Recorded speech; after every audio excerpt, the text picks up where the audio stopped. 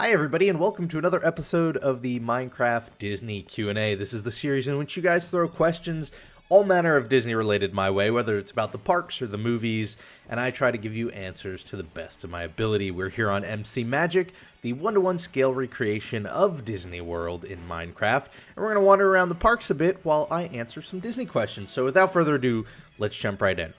Our first question this week comes from Are You Keep Choppin' Online, who asks, would you ever buy a slot in a memory project like the pictures on the walls in Epcot? If so, what project would you want it to be? Thanks and have an MC Magical day. Interesting question. It's a short personal question. I guess no, not for me, but there are family members who I would buy it for, just like in remembrance of, we're a big Disney family, so I would love to get it sort of as a gift. I think it'd be a cool thing to get as a gift. And I guess having my name out there one day would be kind of cool, but, it's not on the forefront of my mind. As for which one, I like the one where they did the bricks around the Seven Seas Lagoon. I think that was a cool one. It looks nice. I think it looked better than the photos in front of Epcot. And it just, I think it looked better. So I would hope they do something like that. Our next question comes from Jakey Jurin, who asks, Marvel has been in Universal's Islands of Adventure since opening day, but since Disney owns Marvel now, when it's time for Universal to renew their lease on the franchise, what will Disney do? Will they say, sure, you can keep it, or say, no, it's ours? Would they put a lease up, would they put the cost of the lease up a lot? And what would Universal replace it with? Great question, that which I think nobody knows the answer to except the legal eagles over at Disney and maybe Universal. So I've heard, here's the thing, I haven't heard anything official from either party regarding the legality of their agreement and what sort of Disney ended up adopting when they purchased Marvel. I've heard everything from the lease will be up in a couple of years and Universal's really in trouble, which is why they're heavying up on the Harry Potter land. To it's in perpetuity, and as long as they want, Universal can have that Marvel stuff in their parks forever. Which one is it? Don't know. And I guess we'll see when the time comes. I think a lot of things will come into play there. We like to think of things very simply when it comes to these properties, and so you'd argue, well, just take it back so they can add it to Disney. But there's so much involved with what that would mean. That it might turn out that it'd be more profitable for Disney as a company to just let Universal continue using it. If they're getting a piece of that pie, it might be better for them financially to just keep getting that piece without doing anything on their own than to, pay whatever they might need to get out of that lease, than to start building things up and promote things. And it might, financially not work out the way we would think it would. So it's a really tough question to ask. I would certainly love to see some Marvel stuff at the parks, but, who knows? The thing I've heard is that, as the deal stands, Universal is the only park east of the Mississippi that can have that sort of Marvel stuff. Whether that'll change in the future, who knows? It'll be interesting. I will say, though, I have not seen anything from Disney on word on the matter or Universal's word on the matter. So if you're thinking, sitting there thinking, oh, no, I heard it's in like 6 months. It's like it's all hearsay at this point. We don't really know, but it'll be interesting to see how that plays out. As for what they'd replace it with if they lost the Marvel stuff, I imagine something. They'd figure something out. Our next question comes from CC99 Plays Minecraft, who says, hey, Rob, I have a question. If you had to make a remake of the movie we do not mention, Haunted Mansion, who would you cast and how would you change the story from that one? So, first off, I haven't seen that one. Of course, he's talking about the Eddie Murphy Haunted Mansion movie that flopped years ago. So I can't really talk in relation to that movie as how I would change it. I can talk about what I would love to see with it. One, I think, having Guillermo del Toro attached to this rumored, second one that's been in the works for a while, great pick. I think as a director, look at Pan's Labyrinth, he could do really scary stuff, and then you look at, something like Pacific Rim and you realize he could do fun stuff, and so you could have a good hybrid there, which very much matches what the Haunted Mansion was, and sort of can match things like Pirates of the Caribbean, how they've been approached. So I think as a director, he'd be a good pick. I think whatever the story is, I think it shouldn't be set in modern times, and I think the reason for that, and maybe this is me just personally, but when you take a story that's set now, and you put these supernatural elements of like a haunted house, it just, something about it creates a disconnect where if you put like haunted houses in a period piece, hundreds of years ago, I can buy it and I can suspend disbelief.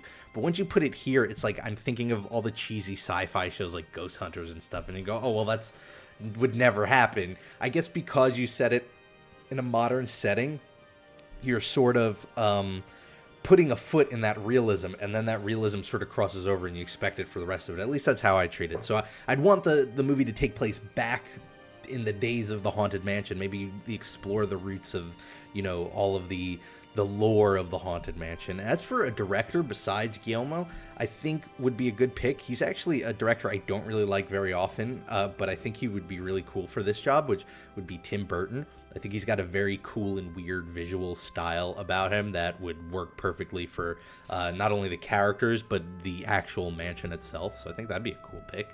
What would you guys want to see in the Haunted Mansion, whether it's the plot or the actors or the director? Our next question comes from Limey Leopard, who asks, how many Disney movies are there? Oh, that's a tough question. I don't have an answer for that. There are a lot. The reason this is a tough question to answer is because there are so many ways you can interpret that question. Do you mean just Disney Studios? Do you mean Disney Studios and Disney Animated Studios? Do you mean Pixar and the studios that they've acquired over the years, Marvel Studios? Do you mean subsidiaries they have, like Miramax? A lot of times people don't realize this, but like they owned Miramax, and Miramax at the time produced Pulp Fiction. Would you consider Pulp Fiction a Disney movie? Some would say no, some might say yes, because Disney owns them. So it's tough. It's a tough way to answer that. The short answer, though, a lot of them. If anybody's interested, I really suggest, and Wikipedia is often claimed to not be like a good educational source, but if you go to the wiki for Disney, you can see their subsidiaries, and you'd be surprised, larger companies own these other companies that you might not even realize that they have a hand in. Touchstone Pictures was Michael Eisner's way of sort of getting Disney films out there that weren't associated as Disney films or like, family kiddie films, and so oftentimes they'd throw movies out there. Would you consider those Disney movies? I don't know. Our next question comes from Lynn Ashley Ward, who asks, I have a question for you. If Walt Disney could come back and you could show him one thing at Disney, what would it be? Ooh, that is a tough question. I guess my answer, I would like to show him either the Contemporary Resort, especially the atrium with the monorail going through it. I think that'd be a cool, way to show him that, even though the Epcot he dreamed of never came to be, some ideas and that style did end up coming to fruition in one way or another. I don't know if I'd want to show him Epcot, because I'd imagine maybe he'd be a little bitter because it's not the Epcot he wanted. Maybe just an overview. Take him up in a hot air balloon and just look at all of Disney and just show how big it has become. I think that would be cool. Our next question comes from Jack Young, who says, I have a Q&A. I have a Q. How do you feel about Disney taking away the Fast Pass for the mentally challenged because some people have cheated the system? I happen to know some people who are mentally challenged in the family. So to clarify what you're talking about, they didn't take away Fast Pass for the mentally challenged. What you're referring to is, so what happened is, previously, the way the system worked was if there's somebody in your family who suffered from something like autism, part of being there with that is that you were allowed to skip the line and ride on rides, because some people with autism, they have trouble, managing and dealing with large crowds and things like that. And it was revealed that what happened is, like, these really sick in the head, like, wealthy families had this idea of hiring people with like autism and disabilities and bring them on their Disney trip with them just so that they can skip lines to all the rides, which is like mind-blowingly messed up to me. And it was one of those things, I didn't believe it the first time I read it because it sounded so far-fetched and crazy, but apparently it's a thing that happens. So Disney, in reaction, sort of took away that ability where if somebody in your party has something like autism, you can't just skip the line. And as a result, a number of families, I think it was close to 50, are filing lawsuits with Disney, citing discrimination against people suffering with autism because they won't let them skip the line. And it's really, really a tough question to jump around, because on one hand, you do have these people who suffer from something like autism where, it's not like they're faking something to get at the head of the line, or it's something that they could deal with but they don't want to. Some people, they just can't deal with crowds like that, and they'll have a panic attack or a nervous breakdown, and it's an awful thing to suffer with.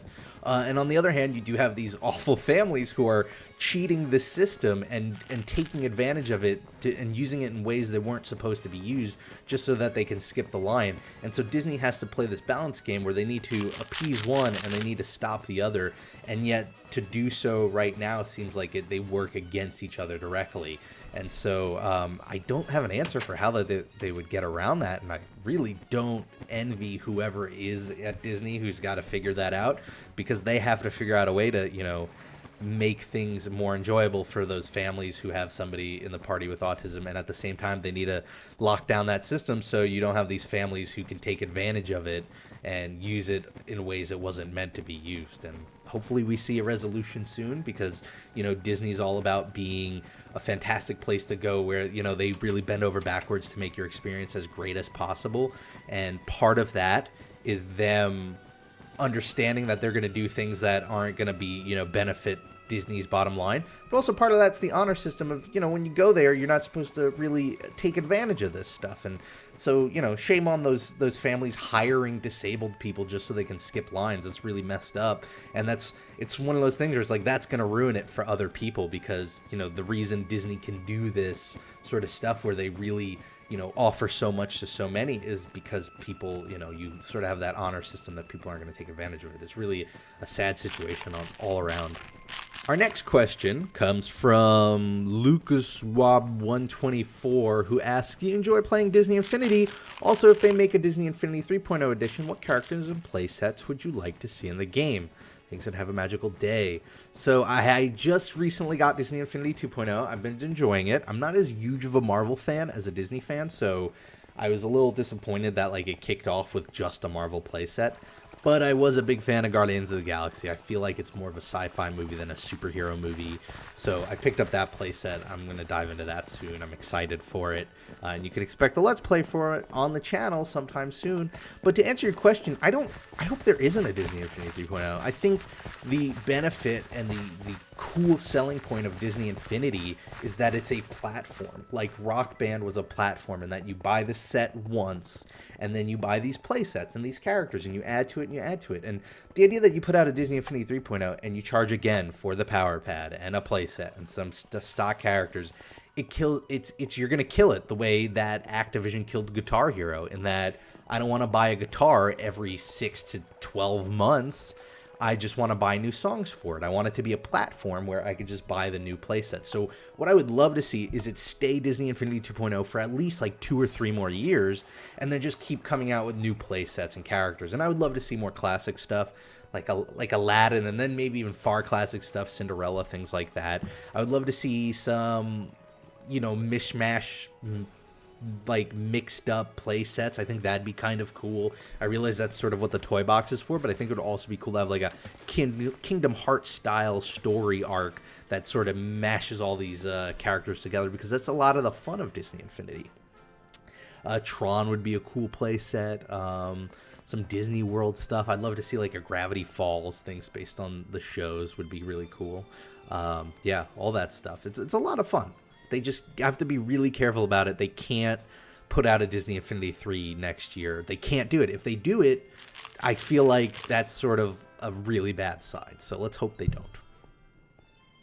Our next question comes from Christian, who asks, I was at Disney World and I noticed a lot of construction in the area around the Tree of Life, and I was wondering if it was Avatar Land. Thank you for your time and keep up the good work. Yes, probably. Avatar Land, or Pandora, is going where Camp Mini Mickey was in the Animal Kingdom, which is sort of the lower left part of the park, which is relatively, along with all the other areas of the park, close to the Tree of Life. So odds are that's the construction you were seeing, and odds are that is Avatar Land. And I'm excited to see how it'll end up. Our next question is also Animal Kingdom related, and it comes from AC Fairgrounds, who asks, Hey Rob, I have 2 Q&A questions for you. why does the Animal Kingdom logo have a dragon with other animals that are real? And my second question is, I heard that there was a fantasy theme going to be at the Animal Kingdom, but it was stolen by Universal Studios. Thanks for asking my questions, and have a magical day. So, why is there a dragon in the logo? Well, there's a dragon in the logo because originally the concept was that the Animal Kingdom would be a place for animals of the past, the present, and even the fantastical. And so that does include things like dragons and fantasy animals there. The reason why it didn't end up happening was a combination of multiple reasons, the big ones being that the economy was having a tough time in a post 9/11 world where tourism was down. Disney specifically was having some problems because Euro Disney, which is now, as we know, Disneyland Paris, was having a lot of financial troubles. And so just financially, it made no sense for them to expand it as much as they wanted to. And so things like that were put on hold. Now, the second question you have, it wasn't that Universal stole a fantasy theme. What you might be thinking of is that there was plans originally for there to be dueling coasters with a sort of dragon theme. And it was part of that idea of having fantasy stuff in the Animal Kingdom. And along with a lot of the plans for the Animal Kingdom, it kind of got scrapped and thrown away to the side. And one of the Imagineers who worked on that ended up moving over to Universal. And shortly after, you saw sort of a dueling dragons coaster end up happening. Was it Universal or is it Six Flags or Busch Gardens? It was one of these other parks. It might have been Universal. But they ended up moving over, and then of course there was a roller coaster that was, suspiciously similar in design and idea. And I don't think it's that they stole it. I think it's really tough when you work in a field like that because it's such an idea-driven field that if you move over from one employer to the other, it's, you want to try your best not to take ideas directly. And if you do, you could get in a lot of trouble. But to a certain extent, you can't prevent there to be some sort of cross-pollination of at least the thought process, and so it's bound to happen. And as we see, Disney just, they weren't moving on it. So it's sort of like with ideas like that, you use it or lose it, or hold on to it very carefully and don't let those employees with those ideas go somewhere else. And finally this week, our last question comes from Handsome Gent, who asks, what do you think about retheming Rock and Roller Coaster to a Twilight Zone world? Do you think it would work? I know you've done your revisiting series on it, but how about making a Twilight Zone area of the park? If not, why not change Tower of Terror's theme and change Rock and Roller Coaster's theme at the same time to make a mini land there? Thanks for reading and have a magical day. So interesting concept. I don't know if I'd be on board for a Twilight Zone Rock and Roller Coaster, and here's my argument as to why. The Twilight Zone is a very heady series. If you've never watched the Twilight Zone, please go watch the Twilight Zone. To anybody watching, it's such a great show. It's on Netflix right now, but it's a very thought-provoking show. And if you think about the Tower of Terror, for as long as that attraction is, the actual thrill ride, the drop, is a very small percentage of the ride. The rest of it is this build-up, and the build-up is where all of that Twilight Zone theming comes from. And with Rock and Roller Coaster, you don't really have that, right? You've got that little pre-show area. But once you get in the vehicle, you're out. You've got like 30 seconds of that queue, and then you shoot out, and it's the whole rest of the ride's the action. So I don't know if it would work out too well to be like, something Twilight Zone related. Now, the larger idea of like a Twilight Zone themed area of the park, I think would be kind of cool. I mean, it's one of those things where I don't think it would ever happen, and I don't think it'd be plausible. I think there's a good argument against it, which is that Twilight Zone's not nearly as popular as it used to be, and it's not going to generate the money and worth the cost, blah, blah, blah. But the Twilight Zone fan in me would love a place like that. Just because, one, it would be all like 1940s style America, which is cool. It would have tons of references to like a show that I really love and grew up watching.